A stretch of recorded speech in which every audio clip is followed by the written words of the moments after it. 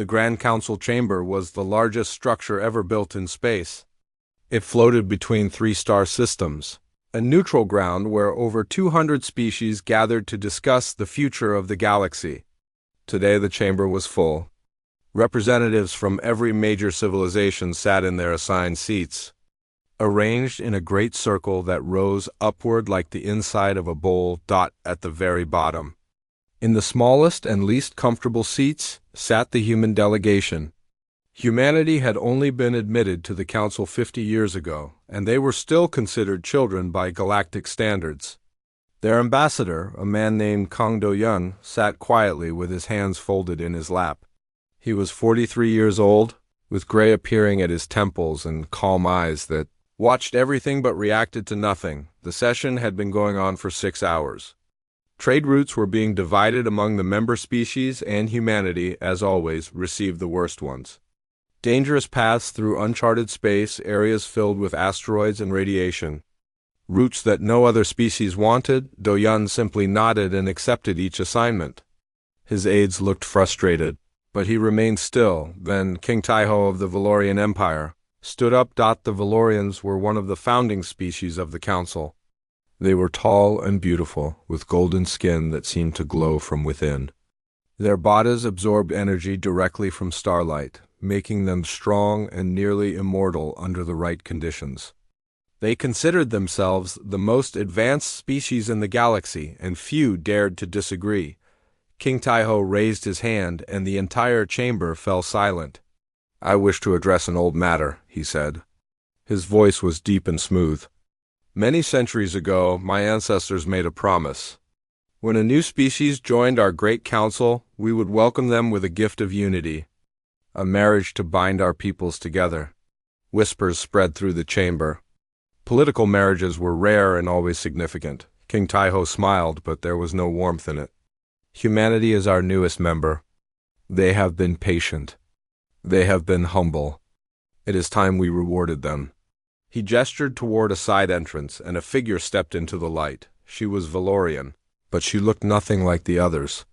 While most Valorians wore simple clothing to show off their glowing skin, this woman was covered from head to toe in dark fabric. Only her face was visible, and even that was partially hidden behind a thin veil. Her skin was pale, almost white, without any of the golden radiance of her people. "My daughter," King Taiho announced. "Princess Yuna, third born of my house." The chamber erupted in laughter. It started with the species closest to the Valorians, those who knew their culture best. Then it spread outward until nearly everyone was laughing, clicking, or making whatever sound their species used to show amusement. The Valorians themselves sat stone-faced, but their silence said everything. Do-yun did not laugh. He watched the princess as she stood alone in the center of the chamber, surrounded by the sound of mockery. Her hands were clasped in front of her, and she did not move. She had clearly done this before. She knew how to stand still while others made her into a joke. Do-yun understood what was happening. He had studied the Valorians carefully before coming to the council. He knew that their society worshipped light and power. A Valorian who could not absorb sunlight was considered defective, cursed, worthless. Princess Yuna had been born with a rare condition that made her skin burn under the very radiation that gave her people strength. She could not go outside on her homeworld. She could not stand with her family. She was, in their eyes, broken, and now her father was giving her away to the lowest species in the council. It was not a gift.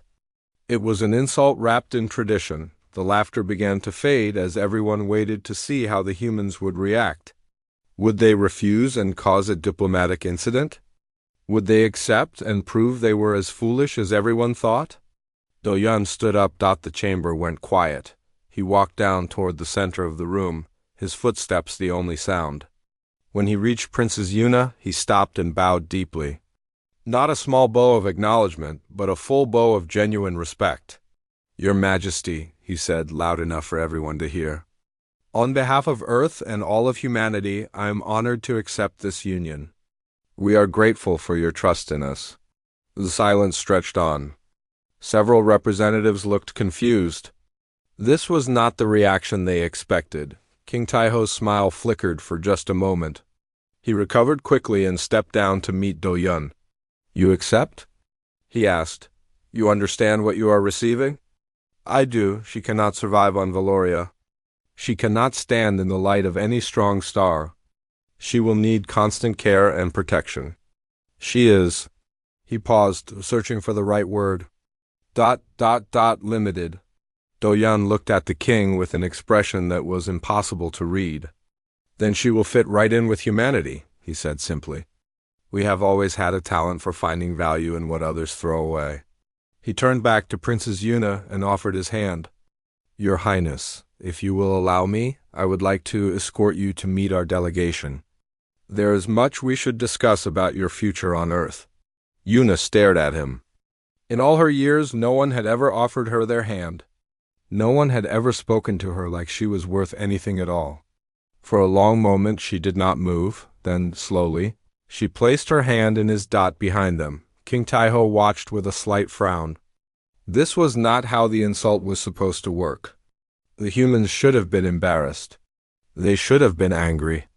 Instead, their ambassador was treating his broken daughter like she was made of gold. As Do-yun led Yuna back toward the human seats, he leaned slightly toward her. "I apologize for your father," he said quietly. "And I apologize for this chamber. You deserve better than this." Yuna said nothing. But something shifted in her chest, a feeling she had not experienced in a very long time. It took her a moment to recognize it. It was hope. The session continued, but no one was paying attention to trade routes anymore. Everyone was watching the humans, trying to understand what they had just witnessed. Had the humans been foolish? Had they been clever? Or had they been something else entirely? In his seat, King Taiho told himself it did not matter. He had rid himself of his shameful daughter, and he had put humanity in their place. They would struggle with this burden, and the galaxy would see how weak they truly were. He was very, very wrong. The ship entered Earth's atmosphere on a cloudy morning in late autumn. Princess Yuna sat by the window of her cabin, watching the planet grow larger beneath her. She had seen pictures of Earth before, but they had not prepared her for this. It was so blue, and green, and white with swirling clouds. Valoria was a world of eternal light, with 3 suns that never set at the same time. The sky was always gold or orange, and the ground was made of crystal that reflected the light in every direction. It was beautiful, but it was a beauty that had always hurt her. Earth looked soft. The ship landed at a private port near Seoul, one of humanity's largest cities. Yuna expected a small welcome, perhaps a few officials who would take her to some quiet place where she could be forgotten. Instead, she found Ambassador Do-yun waiting for her at the bottom of the ramp, along with a small group of people who were all smiling. "Welcome to Earth, Your Highness," Do-yun said. He was dressed simply, not in the formal robes he had worn at the council. "I hope your journey was comfortable." "It was," Yuna said. She was still wearing her protective clothing, even though the ship's interior had been safe. Old habits were hard to break. A woman stepped forward. She was short and energetic, with bright eyes behind round glasses. "I'm Dr. Parker Youngji," she said. "I'm a xenobiologist. I'll be helping you adjust to Earth. We've prepared a living space that should be perfect for you, but please tell us if anything needs to be changed." Yuna nodded, unsure of what to say. She was not used to people asking what she needed. They drove through the city in a ground vehicle with tinted windows. Yuna watched the buildings pass by, the crowds of people on the streets, the trees that lined the roads. Everything was so different from Valoria. There were no crystals, no blinding light, no buildings designed to capture and reflect solar energy. Instead, there was concrete and glass and metal, functional and sturdy, and everywhere there were clouds. "Your sky," Yuna said suddenly. "It is covered." Do-yun glanced at her. "Yes, Seoul has many cloudy days, especially in autumn. Does it bother you?" "No," Yuna pressed her hand against the window. "No, it does not bother me at all." They arrived at the embassy compound, a collection of buildings surrounded by gardens and walls. Her living quarters were in a smaller building set apart from the others, designed specifically for her. Dr. Park explained that the windows had special filters to block harmful radiation. and the lighting inside could be adjusted to any level she wanted, but Yuna was not listening. She was staring at the door that led to an outdoor courtyard. "Can I go outside?" she asked. Dr. Park and Do-yeon exchanged a look. "Of course," Do-yeon said. "The garden is fully shaded. The sunlight here is much weaker than on Valoria, and with the cloud cover today, it should be completely safe." Yuna walked to the door. Her hand trembled as she touched the handle. She had not been outside without protective covering since she was 4 years old. Every step into the open air had meant pain, burning, blisters that took weeks to heal. She pushed the door open and stepped outside. The air was cool and damp. The sky above her was gray, and a light mist was falling. She could feel it on her face, tiny drops of water that touched her skin without hurting her at all. She stood there for a long time. Then she reached up and pulled off her veil. The mist touched her bare face. It was cold and gentle and felt like nothing she had ever experienced before. She tilted her head back and let the gray light fall on her skin. It did not burn. Yuna began to cry. Do-yeon and Dr. Park stayed inside, giving her privacy. They watched through the window as she stood in the garden with her arms spread wide, letting Earth's soft sky touch her for the first time. "Her condition?" Do-yeon said quietly. "Is there anything we can do for her?" Dr. Park shook her head slowly, but she was smiling. "I don't think she needs us to do anything. She's not sick, Ambassador. She's just been living on the wrong planet." Over the following weeks, Yuna began to explore. Dr. Park took her to different parts of the city, showing her markets and museums and parks. Yuna was amazed by how much variety there was. Humans ate hundreds of different foods. They wore thousands of different styles of clothing. They spoke in dozens of different languages, sometimes switching between them in the same conversation. On Valoria, everything was the same. The same golden light, the same crystal buildings, the same ideals of beauty and strength. Anyone who was different was pushed aside. Here, being different seemed to be normal. She met Captain Ru Yamin, the head of security for the embassy. He was a large man with a serious face and very few words. At first, Yuna thought he did not like her.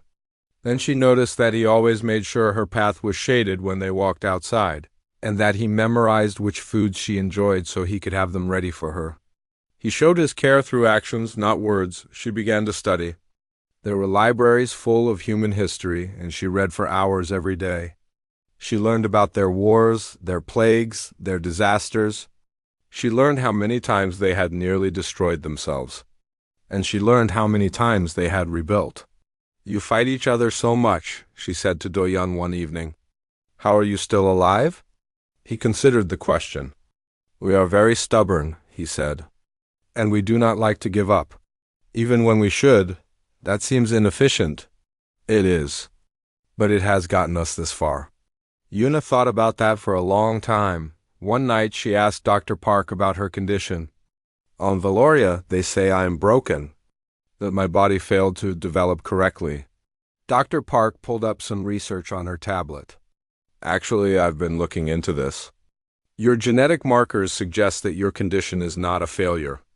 It is a throwback to an earlier form of Valorian biology. Thousands of years ago, before your people moved to a planet with 3 suns, they were nocturnal. They lived in darkness and avoided strong light." Yuna stared at her. "You mean I am not broken? I mean you were built for a different environment?" Dr. Park smiled. "You're not defective, Yuna. You're just old-fashioned." That night, Yuna stood in her garden and looked up at Earth's moon. It was pale and quiet, nothing like the blazing suns of home. She thought about her father and her siblings. Living in their world of eternal light, they had thrown her away because she did not fit, but maybe she had simply been waiting for a place where she did. News traveled fast in the galaxy. Within weeks, reports reached the council that Princess Yuna had not been hidden away or treated as a burden. She was seen in public. She was being educated. She was being treated like a guest, not a prisoner. King Taeho received these reports with growing annoyance. His gift was supposed to be a weight around humanity's neck. Instead, they were treating it like a treasure. He did not understand. But he was beginning to worry. 6 months passed. The leaves fell from the trees and snow covered the ground. Then the snow melted and flowers began to bloom. Una watched it all with wonder. Valoria did not have seasons. It did not have change. But Earth was always changing, always moving from one state to another. She found that she liked it. Una had transformed in those 6 months. Not in her body, but in her spirit. She no longer wore the heavy protective clothing that had hidden her all her life. On cloudy days, she walked through the city in simple human clothes, her pale face open to the sky. On sunny days, she wore a hat and light layers that Dr. Park had designed for her. Fabrics that blocked radiation while still letting her feel the breeze. She had learned Korean fluently and was now studying Japanese and English. She spent hours every day in the research center with Dr. Park, contributing her knowledge of Valorian biology and chemistry.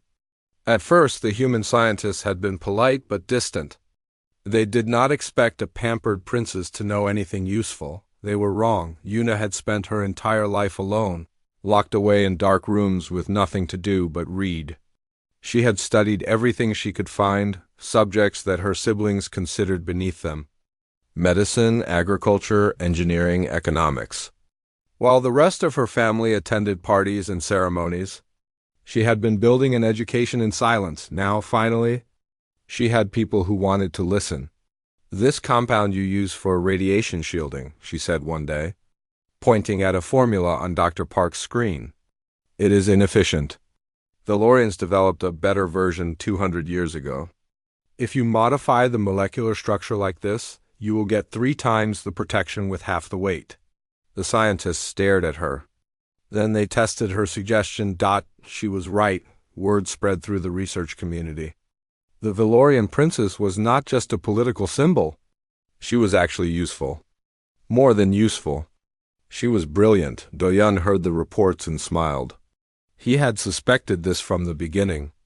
Anyone who survived 20 years of isolation without losing their mind had to be exceptional. Una had not just survived. She had used that time to become something remarkable. One evening they sat together in the embassy garden. The sun was setting, painting the sky in colors that Una could safely watch. On Valoria, she had never seen a sunset. The suns were too bright to look at directly, and her rooms had no windows facing the sky. "May I ask you something?" She said, "Of course. Why did you accept me?" Doyun was quiet for a moment. "Do you know what the galaxy thinks of humanity?" he asked. "They think you are young and weak and not worthy of attention." "Yes, they laugh at us. They give us the worst assignments. They expect us to fail." He looked at her. "When I saw your father offer you to us, I saw the same thing. He wanted to humiliate us by giving us something he considered worthless. He wanted the galaxy to laugh at us for accepting a burden." Una looked down at her hands. "I am sorry. Do not be. Because I saw something else as well." Doyun turned to face her fully. "I saw how your father looked at you. Like you were a mistake he wanted to forget. And I recognized that look because the galaxy has looked at humanity the same way for 50 years. We know what it is like to be underestimated. We know what it is like to be dismissed." He smiled slightly. "And we know that the ones who are dismissed often have the most to offer, because they have had to work harder than anyone else just to survive." Una felt something warm spread through her chest. "You thought I might be valuable? I thought you might be like us." She looked at him for a long time. Then she nodded slowly. "I think I am." The human diplomatic vessel Dandelion was not an impressive ship. It was small and plain, designed for function rather than show. But it carried Una on her first official mission as a member of the human delegation, and she did not care what it looked like. They traveled to a minor trading post to negotiate for mineral rights. It was a small deal, the kind of assignment that the major powers would never bother with. But the minerals were useful for human manufacturing, and every small gain mattered. The traders were a species called the Norim, and they were known for being difficult. They respected strength and distrusted outsiders. When the human delegation arrived, the Norim representatives looked at them with obvious contempt. Then they saw Una. "A Valorian?" The lead trader said. Humanity has a Valorian? Princess Yuna of the Royal House of Valoria? Do-Yun confirmed. She is our chief cultural advisor. The Norm exchanged looks. Valorians were respected throughout the galaxy. Even a disgraced one carried weight. Yuna stepped forward. She had studied the Norim before the meeting. She knew their customs, their values, their history. She also knew something that most outsiders did not. The Norim had once been a great power, but they had been pushed aside by the larger species centuries ago. They were proud, but they were also bitter. They were, in their own way, underestimated too. I know your people, Yuna said in their language, which she had learned on the journey. I know you were great once and that others have forgotten. Humanity has not forgotten. We see you clearly. The lead trader stared at her. Then, slowly, he sat down. The negotiation took 3 hours. By the end, humanity had secured not just mineral rights but a long-term trade partnership. The Norim had also agreed to share certain technologies they had kept secret for centuries on the journey home. Do-Yun found Yuna sitting alone in the observation deck. That was remarkable, he said. I just told them the truth. Yuna watched the stars drift past. They are like us. Like me. They just wanted someone to see them, and you did. Because I know what it feels like to be invisible. Do-Yun sat down beside her. You are not invisible anymore, Yuna. You know that, right? She looked at him. In 6 months, she had learned to read human expressions. She could see the respect in his eyes and something else as well, something warmer. I am beginning to understand that, she said. Back on Earth, other people began reaching out. Not just humans, but members of other species who had heard about Yuna. They were the ones who did not fit in their own societies. The weak ones, the different ones, the ones who had been pushed aside. They sent messages to Earth asking if there was a place for them too. Do-Yun brought these messages to the human government. We could build something here, he said. A network of the underestimated. People with skills and knowledge that their own species have ignored. The government agreed.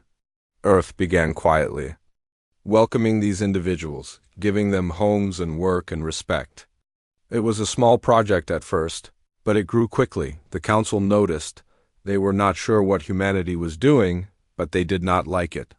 Minor species were starting to look toward Earth with interest. Alliances were forming in places the major powers had never thought to watch. King Taiho received a report about his daughter's role in all of this. He read it twice, then set it aside. She was supposed to be a burden. She was supposed to make humanity weaker. Instead, she was making them stronger. He sent a message to Earth, requesting that Yuna return to Valoria for a family visit. Do-Yun politely declined on her behalf. The princess is currently leading a research expedition. Perhaps another time. King Taeho stared at the response for a long time. Then he began to make other plans. 1 year after Yuna arrived on Earth, a Valorian battle fleet appeared at the edge of the solar system. There were 12 ships, all of them larger and more powerful than anything humanity possessed. They did not attack. They simply waited, a silent threat hanging in the darkness of space. Then a message arrived.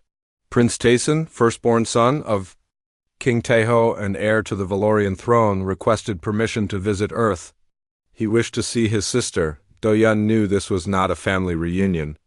But refusing would be seen as an act of aggression, and humanity was not ready for war with the Valorians. He granted permission for the prince to land with a small escort.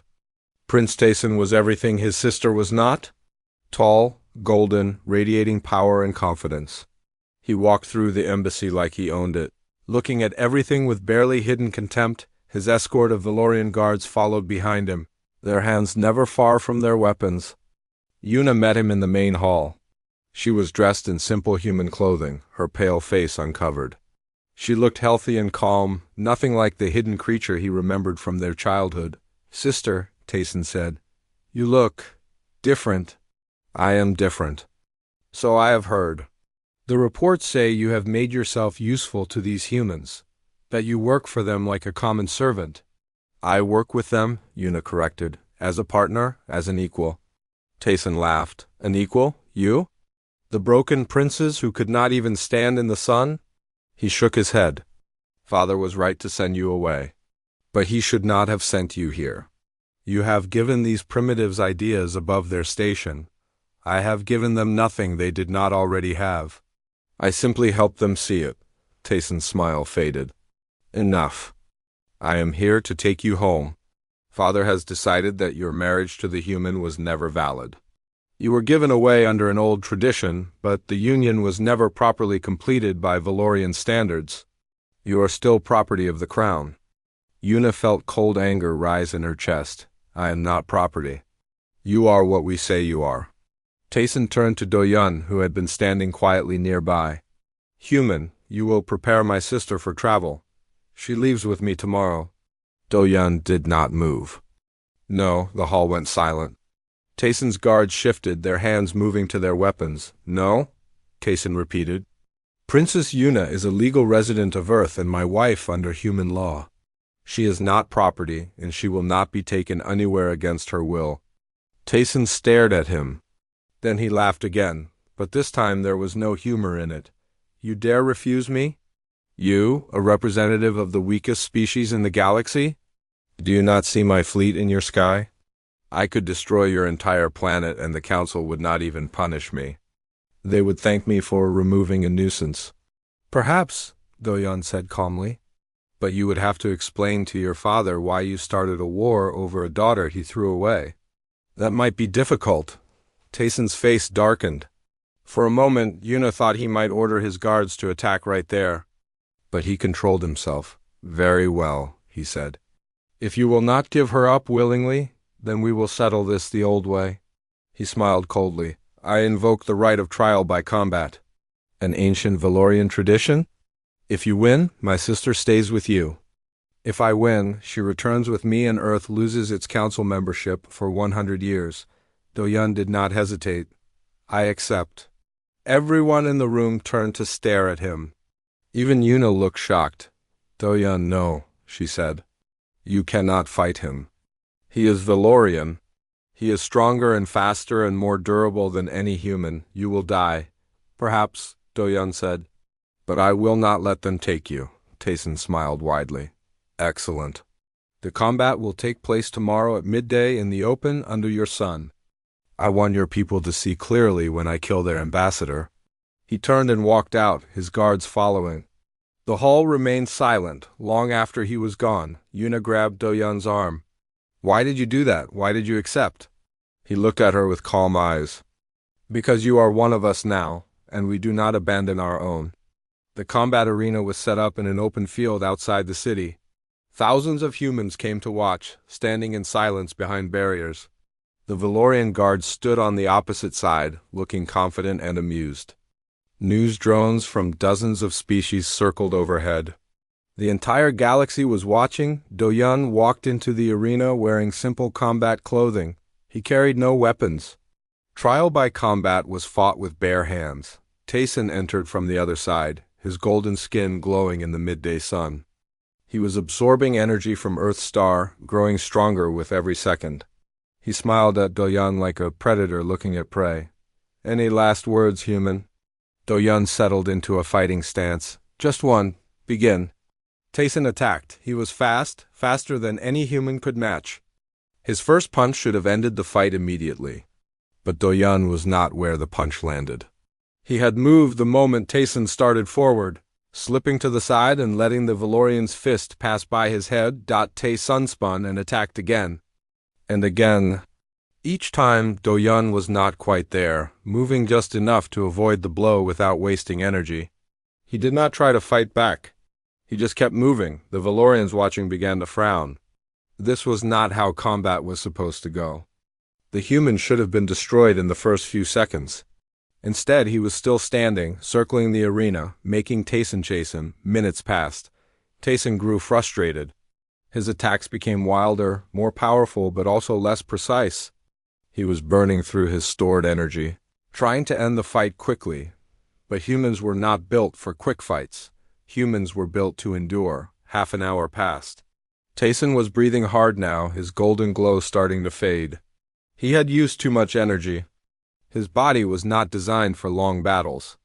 Valorians were sprinters. They attacked with overwhelming force and ended things fast. Do-yun was still moving. He was tired too, his body covered in sweat, but he had not slowed down. This was what humans did. They ran, they kept going. Long after other species would have stopped, humans kept going. Tayson roared and charged one more time, putting everything he had left into one final attack. Do-yun sidestepped and struck Dot. It was not a powerful blow by Valorian standards. But Tayson was exhausted, his defenses gone, his energy depleted. The punch connected with his jaw and he went down. He tried to rise. His legs would not support him. Do-yun stood over him, breathing hard but still on his feet. "Do you yield?" Tayson stared up at him with hatred in his eyes. For a long moment it seemed like he would refuse, would keep fighting even if it killed him. Then, slowly, he lowered his head. "I yield," the silence broke. The humans began to cheer, a sound that rolled across the field like thunder. The Valorian guards stood frozen, unable to believe what they had just witnessed. Yuna ran onto the field and threw her arms around Do-yun. He held her tightly, his hands trembling with exhaustion. "You fool," she whispered. "You wonderful fool. I told you," he said. "We do not abandon our own." Tayson was taken back to his ship. He left Earth's orbit without another word, his fleet following behind him. The trial was over, and humanity had won, but Yuna knew this was not the end. Her father would not accept this humiliation. He would find another way to strike at them. She looked at Do-yun, at his bruised face and exhausted body, and she made a decision. She would not let humanity stand alone. She would use everything she had, every piece of knowledge and every connection, to make sure they were ready for whatever came next. Her father had thrown her away because he thought she was worthless. She was going to prove him wrong. 5 years had passed since Yuna first stepped onto Earth's soil.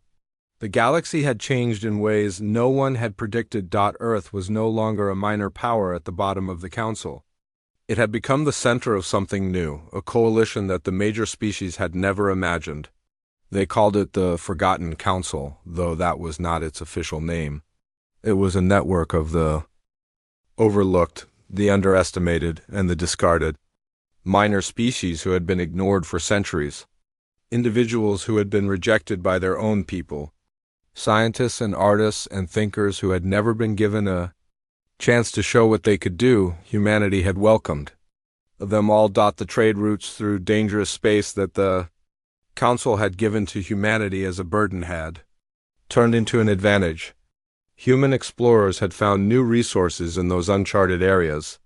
They had discovered ancient technologies left behind by species long dead. They had made contact with civilizations that the major powers had never known existed, and through it all, Yuna had been there. She was now Earth's chief senicultural advisor, one of the most important positions in the government. Her research on cross-species cooperation had changed how humanity approached diplomacy. Her knowledge of Valorian customs had helped them avoid conflicts and build alliances. Her network of contacts among the discarded had brought Earth friends in every corner of the galaxy. She and Do-yun had married again 2 years after the trial by combat. This time it was not a political arrangement. It was a choice they made together, in front of friends who loved them, under a sky full of stars, but not everyone was happy with how things had changed. The Council was facing a crisis. The minor species were no longer content to be ignored. They were demanding full membership, equal voting rights, and a share of the resources that the major powers had kept for themselves.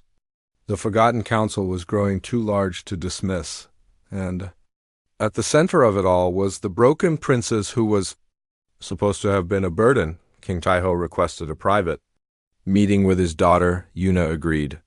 She traveled to a neutral station at the edge of Valorian space, accompanied only by Captain Ryumin, who refused to let her go alone.